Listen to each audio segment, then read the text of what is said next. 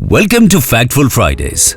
Today we'll show you how to check your Maruti Suzuki car's engine oil level. If the engine oil light comes on, it could mean that the oil level is low or there may be an engine issue. You can do a quick engine oil level check yourself by following these simple steps. Spot the yellow handle? That's your engine oil dipstick. Carefully pull it out. Wipe it clean with a cloth. Insert it fully back in. And then pull it out again. The oil level should always be between the upper and lower marks on the dipstick.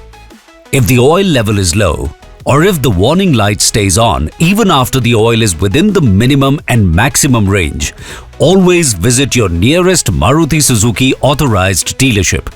Our experts will inspect the vehicle or refill the engine oil with the Maruti Suzuki recommended grade and quantity, ensuring your car stays healthy.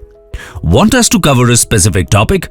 Drop your suggestions in the comments and you might see it in the next episode of Factful Fridays. Stay tuned, stay informed, because we are always by your side.